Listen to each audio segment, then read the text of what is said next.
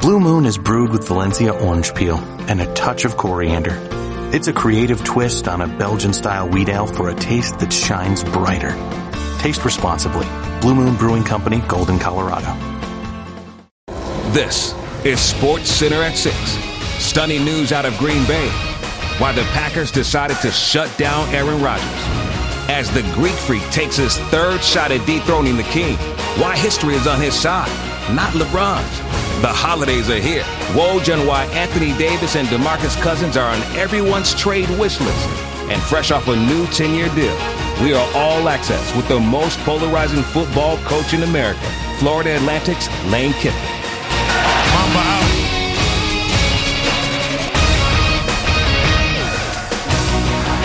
Welcome to the 6. It's been a while since my usual partner in crime enjoyed some vacation.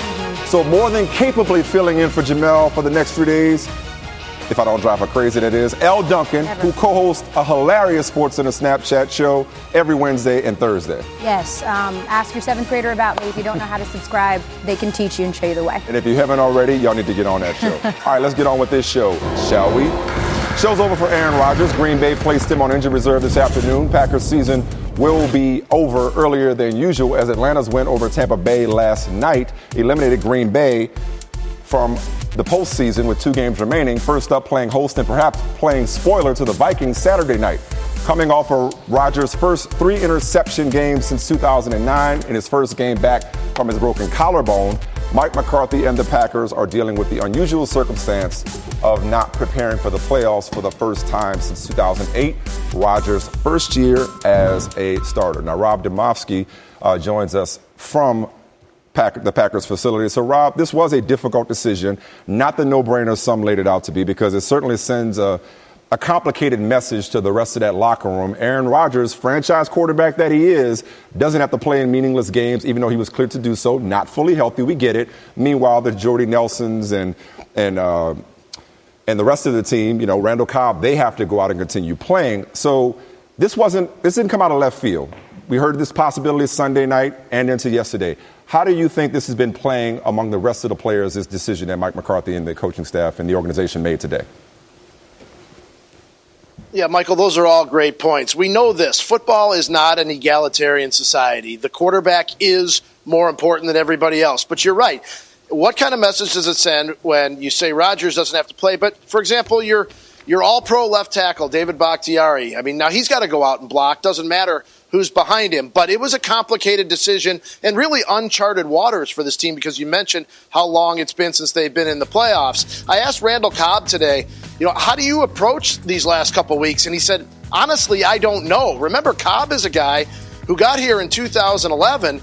He's known nothing but the playoffs. Most of the guys on the roster are the same way. Jordy Nelson didn't make it his first year, but he's made it every year since. And look, everybody did understand that if they were out of playoff contention, the idea of shutting Rodgers down was a very strong possibility. Mike McCarthy said just within the last hour that this is what's in Aaron Rodgers' best interest. And I guess in the end, Michael, what's in Aaron Rodgers' best interest is in the Green Bay Packers' best interest as a whole. Very true. I mean, he is one of the greatest quarterbacks of all time. He does play the most important position, but Clay Matthews plays in those commercials as well. You got a lot of other notable guys whose careers they still have to maintain beyond this season as well. A huge break for the Vikings and the Lions, getting Brett Hundley and not Aaron Rodgers the next 2 weeks. You also wrote on ESPN.com, going back to the uncharted territory that the Packers are in, missing the playoffs for the first time since 2008, about some of the possible ramifications higher than Rodgers as it relates to Mike McCarthy, Ted Thompson, Dom Capers, the defensive coordinator. So missing the playoffs this year, granted, Rodgers missed 7 and will be 9 games. Could we see other dominoes fall as a result of the Packers uncharacteristically missing the playoffs? Yeah, let's start at the top with General Manager Ted Thompson. He's got 1 more year left on his contract. He'll be 65 in January. It's very possible that the Packers could say, you know what, it's time for a new voice at the top. Now, Mike McCarthy, also 1 year left on his contract. His job is safe. He's won a Super Bowl. He's done a masterful job with this team. But could McCarthy decide that maybe it's time to make a change, for example, with the defense, which has really struggled since the Super Bowl season of 2010? But I don't know that McCarthy makes any significant coaching changes, whether it's to Dom Capers, the defensive coordinator, or somebody else on the staff, if he doesn't get a new contract, I don't know if any head coach would want to bring in a new defensive coordinator when they're going into the final year of their deal. All right, Rob, thanks for the intel. We appreciate it. The Packers' run of 8 consecutive playoff appearances, that was tied for second longest in the history of the National Football Conference, one shy of tying the Cowboys' run from the late 70s into the early 80s, El. Yeah, so college football news after one season. Listen, albeit a wildly successful one, FIU has decided they want to lock down Lane Kiffin for the next decade. Owls, who play in the Cheribundi Tart Boca Raton Bowl right after the 6 tonight. They've won 10 games this year. That's the most in program's history. Now, his initial deal, 5 years, paid him about $950,000 annually. School president John Kelly telling ESPN a little earlier this month, Kiffin's impact has transcended football, as evidenced by the fact FAU's out-of-state applications for the 2018 fall semester were up 35%. It's the Lane Kiffin Twitter effect. We're joined now by our college football reporter, Chris Lowe, who actually spoke to Kiffin and the university's president today after the story. And Chris, what's the level of faith that the university has in Kiffin that he's going to not try to leave and move to a Power 5 conference job in the next year or two? Well, I think they're confident that he wants to be there. Now, listen, if a Power 5 job that you can't say no to comes along, Dr. John Kelly's realistic that people are going to inquire. But I think this is a commitment on FAU's part and one on Lane Kiffin's part. He likes being there. He loves living in Boca Raton. He loves the way he's bonded with these players. This is a team that hadn't done anything really until he got there. And they think, Lane Kiffin thinks they're going to be even better next year than they were this year. Yeah, they seem to think that they can find their way into the top 25. That remains to be seen. But for now, really a historic year for the program. And as such, a 10-year deal now for Lane Kiffin, Mike. All right, as you mentioned, El, Kiffin never wanted to stay in one place or one role for very long. Assistant at USC under Pete Carroll for 6 seasons. Served 3 different positions in that span. His second longest senior job was when he returned to Southern California. In fairness, he got fired. He returned there in 2010 and led the Trojans for 4 seasons. Booger McFarland. Has Lane Kiffin, has he turned FAU into something of a hot spot? I saw on Twitter the other day, he had Snoop Dogg, he had Uncle Luke there. You know, they're about to, perhaps go through conference play undefeated and win a bowl game, which I think only UCF can do. Like, this feels like a perfect fit for Lane Kiffin. Maybe he shouldn't have a wandering eye this time around. FAU's relevant now, and they're relevant because of Lane Kiffin. We can talk about him on Twitter. We can talk about his beef with Nick Saban. He's come down there. He's got a lot of kids to transfer, some that other schools didn't want. He's put this offense in. Now, he's still a very good coach. He's still, I think, the best play caller in college football. You couple that with the recruits, the players, FAU's relevant. We're talking about FAU on the 6 o'clock Sports Center. You can go back to the archives all you want. You're not going to find that a lot, and that's because of Lane Kiffin. So I understand rewarding him with a 10-year deal. But let's be honest. If Lane Kiffin had a better offer, if another Power 5 president, AD, trusted Lane Kiffin to run the football program, not as a football coach. He's a tremendous coach. But you have to trust him to run the program. But this is a step in the right direction. I just wonder, though, the timing. Like, why would you need to extend the man for 10 years when just a year ago you had him for 5? Right. What's the point of this? I think it's a trust issue. I think Lane probably went to him and said, you know what? I'm recruiting. I'm getting players to come.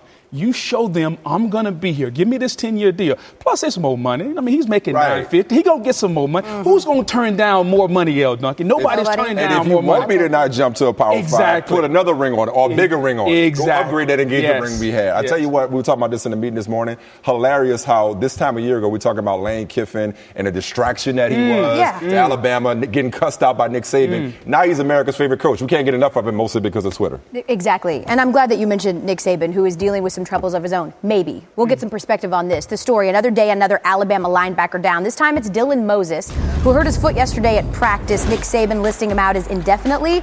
Of course, he was listed on the SC6 all-freshman team. Started the last couple of games. Largely Booger because they'd already lost linebacker Sean Dion Hamilton to a season-ending injury. I feel like whenever it comes to Alabama, this is a lot like the Patriots, you know? It's like they can lose someone and it doesn't really matter. Does this really matter in the Clemson game? It doesn't really matter except maybe on special teams because he wasn't going to start. Jamie Mosley, Mac Wilson, those are going to be your 2 starting inside linebackers. So from a depth standpoint, this is going to matter. And we're all thinking about the Alabama linebackers from the end of the season when they were injured. Let's go back to the Florida State game. When those linebackers were healthy, that defense was still awesome. So you give Nick Saban a month. You give him some healthy guys. I understand Dylan Moses. He's a 5-star. We're all thinking about that. But they have players. Mosley and Wilson will be there. I don't think this is as big a deal as a lot of people are making it. Can you and your Pocket Square come back later and talk some pro football? I would love to. Thank you. That's wonderful what you did. Aggressive. It's aggressive. No, that's got a negative connotation. We have arrived at the premier matchup in the NBA today. Nobody has. I haven't looked at Twitter, though, so I'm just trying to spare myself that. Tonight, Giannis and the Bucks have their third chance this season to dethrone King James and the Cavs. Both Giannis and LeBron actually made their NBA debuts at 18 years old, and the young Buck is starting to look a lot like the King did at this age. During LeBron's age 23 season, that was in 07-08, he led the NBA in player efficiency rating for the first time, which is exactly what Giannis is doing at the same age 10 years later. Let's check with our Cavs reporter, Dave McMenamin, who joins us live now. So the Cavs on a 5-game win streak. LeBron has scored a triple-double in 4 of those. Dave, is that happenstance or a concerted effort to impact every facet of the game by LeBron? Well, Al, we can certainly talk about his assist numbers. 5 straight games with 10 assists or more. The first time he's done that, had that long an assist streak in his 15-year career. And that is by necessity because you don't have Isaiah Thomas in there. You don't have Derrick Rose in there. You don't have Iman Shumpert in there, who's been using at point guard the last couple seasons. Now, they do have Jose Calderon starting, but Calderon is more of a set up the offense type of guy, go off the ball, catch and shoot situations, allow LeBron James to be the playmaker. And certainly that aspect of his game, he's going out and trying to get assists. But his teammates need to make the shots. As far as the scoring, this is something we've seen him do throughout his career. And the rebounding, it's been up the last couple of years. But I want to talk about usage rate. You could say that, LeBron's numbers look so good because Kyrie Irving's out of town and he's just going to be the one to touch the ball. His usage rate is virtually identical to what it was last year. It's lower than what it was 2 years ago when they won the championship, and it's significantly lower than it was his first year in Cleveland. So this is not ball hog LeBron putting up these crazy stats in pursuit of the MVP. This is him just playing at a highly efficient level, and the Cavs benefiting from it. That's highly efficient reporting. That is very efficient reporting by one Dave McMenamin. LeBron looking for career win 734 in the regular season. Thank you, Dave. He has quite a ways to go, though, Michael, if he's going to catch up to this young lady. Sylvia Hatchell has spent 43 years coaching women's basketball, 32 of those in Chapel Hill. She won a national championship with UNC, entered the Hall of Fame in 2013, and now adds another milestone after defeating Grambling State earlier today. You're seeing it right now. She is in the 1,000 win club. Only 2 others in women's basketball have ever done it. And look who it is, Coach Hatchell joining us now. And Coach, congratulations, but considering that you actually started your career at Francis Marion College, how fitting is it that you hit this landmark in South Carolina? Well, it's very special because we're about 60 miles from Francis Marion, and they gave me a tremendous opportunity. And success is about relationships, and I still have great relationships with all those people there, and especially all the great players that I had. So it's really special. How has the role of coach evolved in the 42 plus years that you've been doing it? Wow. Coach, that's a broad statement there because, all my players, I've been a part of their lives and they've been there for me too. It's where you do everything. I mean, you're like a second mom to them, and you teach them a lot of life lessons. You go through good times and bad times. You just teach them a lot of qualities and characteristics about perseverance and work ethic and love and action and toughness and patience. All those things. So, but it's a tremendous opportunity and something I have enjoyed so much, and I'm loving it now as much or more than ever. Hey, Coach, I know you're just off the court. You've seen this win coming on the horizon for a while, but I just want you to process this list. This is the club. This is the 1K club. Summit, Krzyzewski, Vanderveer, Hatchell. When you hear that, what do you think? Well, I think about what great people they were. because Pat and I were very close. We were in school together at Tennessee, and we were together off the court so much, doing other things besides basketball. But I wouldn't be where I'm at doing what I'm doing if it wasn't for Pat. Pat was just unbelievable. And Mike Krzyzewski and I, even though he's at Duke, we don't let a lot of people know this, but we're pretty good buddies. And, we stay in touch with each other, and I know his wife, well. So, they're just wonderful people, and they just love the game. They're tough, they're disciplinarians, but they just love the game and love people and all. And Tara, I know Tara, well too. I mean, anytime when you've been coaching this long, you've played against those people, but the toughness and but more than anything else, just how they just want to help and bless other people, and they love this great game of basketball. So they're all. I mean, that's just, when I think about that, I'm thinking, oh man, that's just like when I was inducted in the Naismith Basketball Hall of Fame. I'm thinking, no, I mean, this is just incredible. I mean, that's a person's dream. Is to be in the Hall of Fame, but then to win 1,000 games. But, it doesn't happen without all the great players that you've had, the coaches that you've had. I mean, that's what it's all about is relationships. So the odds, you can't even calculate the odds that you would win 1,000. And tonight against Oklahoma, Gino Auriemma has a chance to also win 1,000. How special is this night or this day for the sport if both you and Gino are, in fact, able to join that 1,000 win club?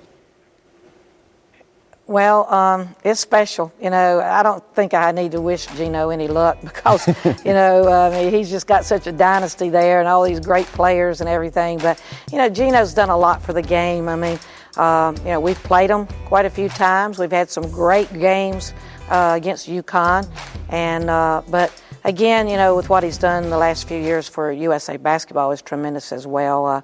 But it is special. I mean, for it to happen on the same day, who would have ever thought that? Nobody. Take it easy, Coach. Congratulations. Thank you. As mentioned, Hatchell is the fourth coach in D1 basketball history to record 1,000 career wins and can be joined later tonight, once again, by UConn's Gino Auriemma as the Huskies play host to Oklahoma right down the road from here at Mohegan Sun. Also, shout out to Rutgers C. Vivian Stringer, who's sitting on 988. Our Diana Rossini caught up with Gino just before his big night. Thanks, Michael. I am now here with another coach who's going for 1,000 career wins, UConn head coach Gino Auriemma. Gino, I know you're not one for the numbers. You've had a lot of streaks going on in your career, but this is a big one for you personally. What is the significance for you? I don't know. That's a hard one because you're right. There's been so many things that have happened that you almost feel like, this is another one of those things that at Connecticut we've been able to celebrate. But it's different because it's not like you only get one try at it. So it's not like, well, if we don't win tonight, there goes our chance to do it, So it doesn't have the same feel. I think after the fact, when it does happen, I think Chris and I will sit down and we'll look at it and go, man, I can't believe that could actually happen to us in this place. So right now that hasn't hit us yet. You've been doing this long enough. You have a bunch of national titles. Are you still growing? Am I still what? Are you still growing as a coach? Oh, am I still growing as a coach? I didn't mean in your height. Yeah. I stopped doing that a long time ago. Let's go on the other way. Yeah. I think I am. I think I'm finding things out, as we go along. Especially, coaching the national team, I think I got a lot smarter. There's things that I know now that I didn't know 5 years ago, and it's helped me coach my team. And because kids today are so different than they've ever been, you're going to have to figure out new ways to do it because, my old ways, they don't work as good as they used to. Well, Coach, you've mastered adapting, so I think most of us have the confidence that you'll be able to continue that and get that 1,000th win. Thanks so much and good luck tonight. All right, thanks, Dan. Appreciate it. Hey girl, have you done something new with your scales? Using new moisturizer? Nice. It really brings out the hazel in your eyes. Oh, hold on. Are you using whitening strips too? Your fangs look good, girl. Really good. A really charming snake charmer? Surprising. What's not surprising? How much you could save by switching to Geico. Wait, what? Have you been doing Pilates too? Geico. 15 minutes could save you 15% or more. Happy holidays, especially for Lane Kiffin. Home game for him and his Florida Atlantic Owls. They face Akron in the Boca Raton Bowl. That's next. 7 Eastern on ESPN. No matter what happens on the field, Kiffin wins today, signing a 10-year contract extension.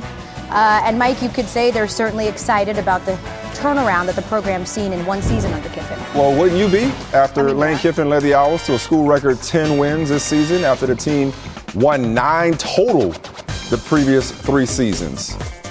Florida Atlantic's offense also set a new school record by averaging nearly 40 points. You know who's on the call right after us? Kirk Morrison, who joins us now live. And Kirk, you actually played for Lane in 2007, 2008 in Oakland when he was heading up the Raiders. I see you laughing. A lot of people did exactly that. How have you seen him evolve, though, from the youngest coach in NFL history at the time to where he is now? Well, I think the biggest thing for Lane has been, dare I say it, growth, maturity. That's what I see from him now. When I played for him back in 07 and 08, I saw a young hotshot coordinator who really was about himself, very arrogant, a lot of cockiness. But now when I see Lane, he's totally different. He's definitely, I think, taken a page out of the book of coaches that he's been around, whether it's Tom Coughlin when he was an assistant, down in Jacksonville, or Pete Carroll when he was at USC. We all know about Nick Saban when he coached there as the offensive coordinator. He's really now become a CEO down at FAU. He's given away the play calling to Kendall Browse. He's truly about building relationships and about putting smiles on these kids' faces. Totally different Lane Kiffin than I met back in 07. Okay, so that's what I was going to ask you, because our Booger McFarland earlier, he called Lane the best play caller in America in his opinion. We talk about the personality, Twitter, the interviews. Lane has all of that taken care of, but you just called him a CEO. When we watch this game, as we get ready to watch FAU take on Akron, from an X's and O's standpoint, how have you seen – what imprint has Lane put on this offense? I mentioned him averaging 40 a game. So what have you seen from FAU from an X's and O's standpoint? You say, yeah, that's the Lane Kiffin I've always seen going all the way back to Oakland a decade ago. Well, he's always going to have the schematics down packed. That's always going to be Lane. But now he's still taking those shots down the field. They want to go fast. They go extremely fast. They're trying to run plays in 14, 15 seconds. And the thing about everyone thinks about it's just a passing game. They're really a run-based football team. So today they're going to score points, but it's going to be behind that running game, the play action. Look, Lane Kiffin is still going to dial up those plays. We may see some tricks tonight. He's all about the flair, the spectacular. And look, he's on national TV tonight, just got the big contract like you mentioned.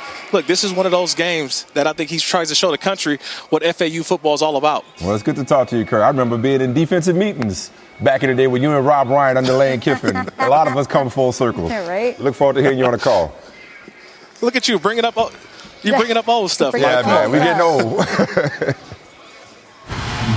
But I believe he had control and he did a football move. The rule says he's got to have a football move associated with that for it to be a catch, and then have the ensuing end of that play be questionable because of it hitting the ground. But there's no doubt in my mind that you've got to really eliminate the ability to have possession and do it all in one gesture. These guys can do that today. It really needs to be addressed. I still say catching a football move. I also understand that the rules say differently. Bottom line is, and I was glad to hear Ben sort of own this and accept blame today on radio, Roethlisberger never should have attempted that pass. Even if he runs the fake spike play, you got to throw that joint away, player. Basically, still a whole lot of 20/20 hindsight at work Tuesday when it comes to the Steelers' 27-24 loss to New England on Sunday. 52 seconds and a timeout. Roethlisberger trying to get him in range. Throws underneath. Caught by Smith-Schuster. Slips a tackle in midfield. And he's all the way down inside the 15. The Steelers have taken their second timeout. I'm looking to the sideline to coach, like, are we taking this timeout? What are we doing? And, which is very typical. Obviously the only person that can communicate to me is Todd. And so I'm sure he's asked Coach Tomlin and everybody. So, I'm putting my hands up like, are we taking the timeout? Are we taking the timeout? And Tony, the head official, thought I was calling timeout, so he blew it. I'm not sure if Mike wanted to use it or not. I wanted to pocket that timeout, but in the midst of him making eye contact with me and signaling to see if we wanted timeout. Tony interpreted that as Ben calling a timeout. Roethlisberger pumps, throws over the middle. It is caught by Jesse James, and Eddie Bear crawls in for a touchdown. Did he complete the process? Yes. The ball moved laterally. The receiver in the end zone did not survive the ground. It's an incomplete pass. You know, we all can acknowledge that all of this needs to be revisited. It's not just that play. You know, we're having similar discussions week in and week out. So as a member of the committee, I acknowledge that, you know, we got our work cut out for us this offseason regarding a number of those things. Fires underneath. It's caught on the move, running to the near left sideline. Catch was made by Darius Hayward-Bay. He's caught in bounds. So I was yelling, clock, clock, clock. Guys were getting set, and then it came through my head that then don't clock it, run a play, run a play. In that moment, as I'm thinking in my head, do I spike it, do I not? I went with, and I probably wish I listened to my gut now, obviously in hindsight. There's no script for those moments. There's always latitude, professional latitude, particularly that goes with being a veteran quarterback in those circumstances. Roethlisberger is going to take the snap, fake the spike. He's going to fire it over the middle, and it is picked off. I've been doing this a long time, and if it works, I look like a hero. If it doesn't, we lost the game, and I'll take that. I'll take that blame. I find comfort in the fact that Seven's my quarterback. If everybody on the field is uncomfortable, then that's advantage Pittsburgh Steelers. And that's why we chose not to spike that ball. So Mike Tomlin also said, quote, "It's not about what transpired. It's about how do we move on? How do we learn from it? How we respond to this loss will define us." Booger McFarland, now you go back with Mike T when he was a secondary coach of the Bucs when you were there.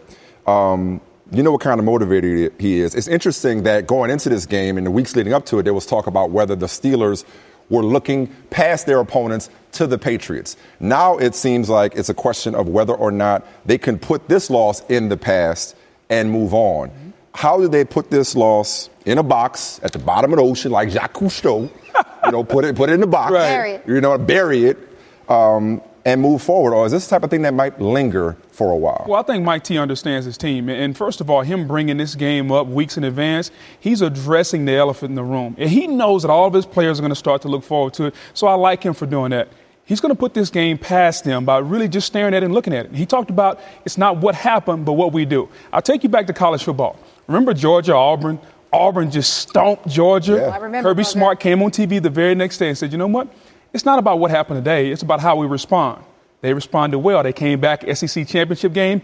Georgia smashed Auburn. So when you look at it from that point of view, you want your players to watch the tape, understand that we got to be a little bit better in every area. Le'Veon Bell, you got to run a little bit harder. Jesse James, you got to catch and hold that ball a little bit tighter. That's the message you send to your team. You thought the effort was good? Yeah. It's got to be that much better to beat this team. And I kind of clowned AB yesterday when he tweeted we made a statement. I'm like, what's that statement? That, you know, you can't outsmart the Patriots. But in all seriousness, with there's no moral victories. Correct. But what the Steelers, they already believed they were better going into this. And now they feel like they got robbed.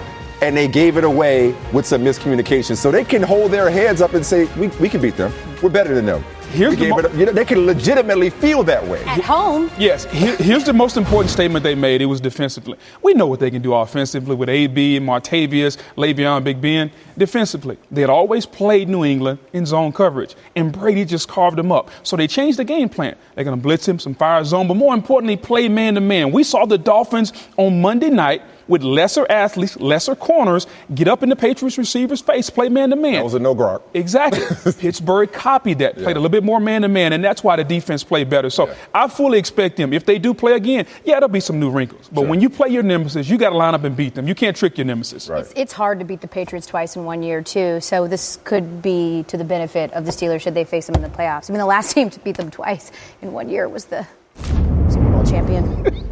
Broncos, I'm just throwing that out there. Here's something that I can't get over. The Falcons are in the playoff driver's seat after a win against the Bucs. Yeah. Optimists are like, a win is a win, especially at this time of the year. Overlooking the fact, Booger, it was an uninspired effort against a banged-up Bucs team. Matt Ryan evoking zero confidence in what should have been a tune-up game against the worst passing defense in the league. 212 yards. And he said what I've been thinking all year. Casper. Get set.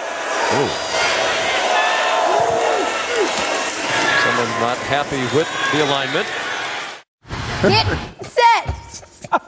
You're telling me that Falcons fans should feel good about what they saw last night. Yeah, they won. And in the National Football League, no. In the National Football League, Elle, what you want to do is survive and advance and win. Because guess what? Even though the Buccaneers were depleted, no Levante David, no Gerald McCoy. Listen, I was in Tampa last night. I didn't go to the game, but the atmosphere was not there at all. Everybody was in the stadium to see John Gruden in the Ring of Honor, and once that was over with, everybody left. I know. So the atmosphere wasn't there, but they won. They found a way. They discovered Devontae Freeman again. Get him the football. Almost 200 all-purpose yards. The Falcons are going to go, however, as far as their defense can go. I want to see more out of Vic Beasley. I want to see Adrian Claiborne. Have you heard from him since the 6-sack game? I have. I don't know if he's still alive. They need to see. More from that defense because the offense is going to be there. The offense is just too good. I'm so used to hearing Falcon slander. I thought I'd get a break from it today, especially you having lived in Atlanta for as long as you did. Listen, I'm from Atlanta. I know they're going to kill me. I'm just saying that, you have to now play the Saints and the Panthers to keep your chance. And that's the best you could do to keep your playoff chances alive against the Bucs, against a 4-win team. They were on the road against a division opponent, which was never easy. I'm going to turn a frown upside down for you right quick. Okay. They've had 10 games this year decided by 7 points or fewer. That's the most in the league. Mm-hmm. If the Falcons need practice at anything, it's winning close games. So there you go. Yeah. It doesn't have to be pretty. Last time we saw them with a big lead, they quit. I mean, this is good. I'm not going to say all right. Quit bringing up old I'm just stuff. saying, they didn't know how to handle that. Okay? Too far, we appreciate it. Pelicans in D.C. tonight, 6th place in the West at 15-15. New Orleans has 25-year-old Anthony Davis in place. He's in the second year of a 5-year, $127 million contract that expires in 2021. And while he loves New Orleans, who doesn't, greatest city in the world, and doesn't long for a major market, the team's 2-year absence from the playoffs feels like 20 years to AD. So when you read Woj on ESPN.com saying Davis remains a trade obsession of several NBA teams with assets, I imagine Pelicans fans everywhere, their ears perking up. Woj joins me now. You spent a lot of time with AD in New Orleans recently. Good stuff. What assurances is he seeking from the organization that the team will be able to construct a championship contender around him in the very near future? Well, Michael, like you said, he wants to win in New Orleans. He loves that city, the market. The addition of DeMarcus Cousins, certainly, especially this year, they have really learned to play together. But re-signing Cousins will be important for this organization. And I think what Anthony is finding now is his voice as a franchise player. And I think our conversation and talking on the record about that really for the first time for him was really him putting the organization on notice that they have to get better. They've got to improve the talent level.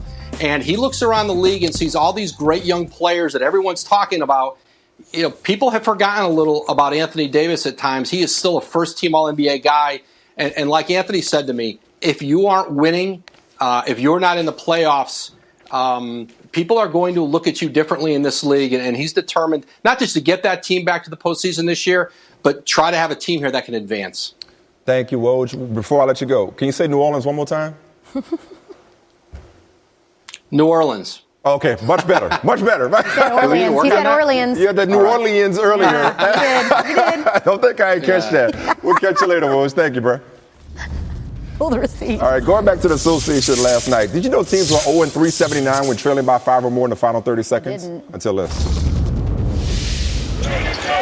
Bogdanovich looking. Able to get it into Joseph. Back to Bogdanovich. Stolen by Rozier. He's got time. He's got a bucket. And Boston escapes. 112 to 111. I'm not going to say luck of the Irish. The Celtics are blessed and highly favored. But they make their own. That was not luck. That was courtesy of Bogdanovich making a ridiculous decision to go cross-court inbound pass. That's stupid. Don't blame Victor Oladipo. 30 of his 38 in the second half. We'd be talking about him. Hey, promo. Guess who's joining the Six tomorrow? Jason Tatum. Ooh. You're here, right? Exactly. I am here. Exactly. A lot of close games last night. There was a record time 5 games decided by 2 or fewer last night in the association. Great story. Knicks big man Kyle O'Quinn. He got a side gig. He gets rented out through his agency to appear and entertain at bar mitzvahs and bat mitzvahs. All started after he was invited to the bat mitzvah of one of his agent's daughter. Are you guys? I wonder if he makes, balloons and whatnot. Are you guys purposely playing Seinfeld-esque music? Probably. Are you doing this on totally purpose? By the way, this is the greatest gig of all time. And also, who is rich enough to just have someone come and take selfies with their 13-year-old? Make me a sampler. I want a lot of the prep pics. All of that. World Chess Championships, Elle. They begin March 10th. Yep, that's what you think it is, in London. They've revealed their new logo. Per the WCC's website, key visual from the 2018 World Chess Championship is controversial and trendy, just like the host city. That's very, a lot of innuendo right there. Checkmate. Make you I want to keep my job. That didn't make you want to play chess? Well, yes. A little bit more? More so than the queen or the pawn. Watch them hooking up. All right. Like I said, I like my job, and I just don't want to. I'm not going to go there. Look at the heart in the paint. Bills cornerback Tre'Davious White does not plan on retaliating Sunday against New England for tight end Rob Gronkowski's hit 3 weeks ago that placed White in a concussion protocol, of course, led to Gronk's 1-game suspension. As I had time to think about it, I knew that he wasn't that type of player, and we just honed in and just moved on from it. But I get to see him Sunday, and the best way that I can handle that situation is just try to go in there and just get a big old W in their stadium, and and help our playoff chances. So yeah, I'm not a guy that's gonna try to do a cheap shot after the whistle, nothing. But I'm gonna play the game the way it's supposed to be played and respect the game. Right way to approach it, only way to approach it, L, because he's too important, and they still have something to play for. The playoffs for the first time in forever. You can't announce that you're gonna go after him.